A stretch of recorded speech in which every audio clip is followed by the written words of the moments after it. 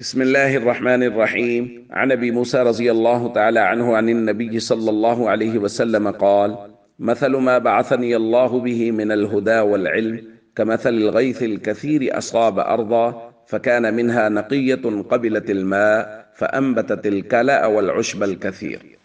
رواہ البخاری۔ نبی کریم صلی اللہ علیہ وسلم نے ارشاد فرمایا، اللہ تعالیٰ نے مجھے جس علم و ہدایت کے ساتھ بھیجا ہے اس کی مثال زبردست بارش کی سی ہے جو زمین پر برسے۔ پھر زمین کی تین قسمیں ہیں۔ بعض زمینیں ایسی صاف ہوتی ہیں کہ وہ پانی کو پی لیتی ہیں اور بہت سبزہ اور گھاس اگاتی ہیں، اور دوسری قسم کی زمین وکانت منہا اجادب، وہ سخت زمین ہوتی ہے، امسکت الماء، پانی کو اپنے اندر سٹاک کر لیتی ہے، روک لیتی ہے، بڑے بڑے تالاب بن جاتے ہیں۔ فنفع اللہ بها الناس، اللہ اس کے ذریعہ لوگوں کو نفع پہنچاتے ہیں۔ فشربوا وسقوا، وہ خود بھی سیراب ہوتے ہیں اور زمینوں کو بھی سیراب کرتے ہیں۔ اور تیسری قسم واصابت منہا طائفۃ اخری، ایک تیسری قسم کی زمین ہے، انما ہی قیعان، یہ بالکل بنجر زمین ہے، لا تمسک ماء، نہ تو یہ پانی کو روک سکتی ہے، ولا تنبت کلا، اور نہ ہی یہ کوئی سبزہ وغیرہ اگاتی ہے۔ یہ سب سے بدترین زمین ہے۔ دوستو، یہ نبی کریم صلی اللہ علیہ وسلم نے ایک مثال بیان فرمائی ہے کہ علم اور ہدایت جو اللہ نے مجھے دے کے بھیجا ہے، یہ نور جب اور یہ بادل جب برسا علم و ہدایت کا، تو تین قسم کے قلوب ہیں۔ بعض قلوب تو حضور علیہ الصلوۃ والسلام نے فرمایا ایسے ہیں جو ان کے ظاہری الفاظ کو بھی لیتے ہیں اور ان کے معنی و مفاہیم کی گہرائی تک بھی پہنچتے ہیں۔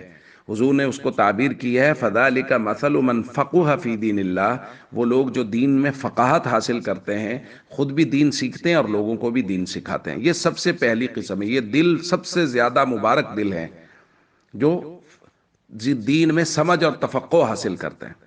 اور دوسرا وکانت منہا اجادب، اور وہ قلوب کچھ ایسے ہیں جو ظاہری الفاظ، جیسے محدثین کی جماعت ہے کہ وہ ظاہری الفاظ امت تک منتقل کر رہے ہیں اور امت ان ظاہری الفاظ سے فائدہ اٹھا رہی ہے۔ اور تیسرے وہ دل ہیں جو بدترین دل ہیں، نہ تو وہ ان کو خود فائدہ ہو رہا ہے اور نہ وہ کسی کو فائدہ پہنچا رہے ہیں۔ یہ وہ دل ہیں جنہوں نے ہدایت کو سرے سے قبول ہی نہیں کیا۔ تو دوستو، یہ تین قسمیں ہیں نبی کریم صلی اللہ علیہ وسلم نے جو دلوں کی بیان فرمائی ہیں۔ ہمیں اپنے دلوں کو پہلی قسم کا رکھنے کی کوشش کرنی چاہیے۔ ہم ہدایت کو قبول بھی کریں اور ہمارے ذریعہ سے ہدایت آگے بھی پھیلے۔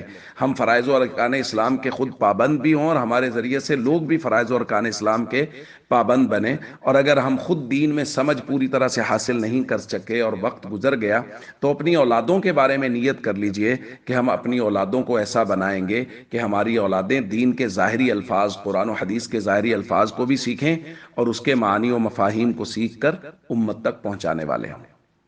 السلام علیکم ورحمۃ اللہ وبرکاتہ۔